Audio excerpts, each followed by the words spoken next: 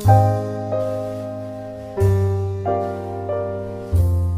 at the Kennedy Center, it's the Mark Twain Prize for American Humor. I'm Tommy McFly, and we're honoring the pioneer, the legend, and downright funny lady, Carol Burnett. Carol's comedy was a huge inspiration for me growing up. I used to watch her show with my mom when I was a little kid, and she has thrown down the rope for a lot of young women and certainly paved the way for all of us. What does it mean to honor Carol Burnett tonight? Nothing. She's been honored so many times, I'm getting a little annoyed, especially when you have to travel across the United States for this. But what are you going to do? You know, she's so nice. Now, what was it like growing up and having Carol Burnett around the house? Because I'm sure she came over and hung out, and, you know, what are your early memories of Carol Burnett? She did. Yeah, I'm going to talk a little bit about that tonight because I do. She was like family. She was over a lot. I can't even remember a time without Carol Burnett. Just the brilliance of her humor.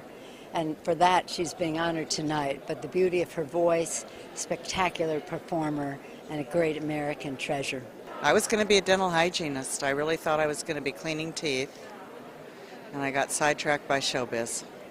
The mentee of Carol Burnett. The mentee, yeah, that's good. It took me a lot of years to feel like a friend or an equal, or like I had earned the right to play in the sandbox with the big kids. But yes, I'm very fortunate that I got to go to the Emerald City, you know, and learn comedy from the very best people in the whole world. Now, what does it mean for you to have all these people here who are just saying so many nice things about you, mostly all of them? Mostly all of them. You have a very serious job, and there's been a lot that's been going on. How do you use comedy to get through making laws? Well, sometimes it isn't very funny, I'll have to admit. But humor is one of the most, the best way to communicate. People all understand that.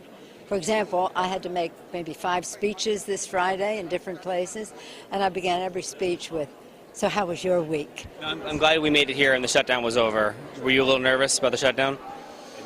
I did not believe that it was going to continue into an actual free fall for the economy. I know that certain people don't understand global economics, but they do have advisors. What was the funniest thing you've seen to come out of the shutdown? Nothing funny came out of the shutdown. I was talking to somebody a few weeks ago, and they said they didn't think that if there had been no Mama's Family, they didn't think that maybe Married with Children would have happened. They weren't sure that Everybody Loves Raymond would have happened. And I said, you're going to keep going, and pretty soon you're going to get to Honey Boo Boo, and you're going to try to pin that old lady on me. It's not my fault. Where were you when you first realized that you were on her radar? Were you like having your Cocoa Pops? Did you get a call from your agent? How did you know?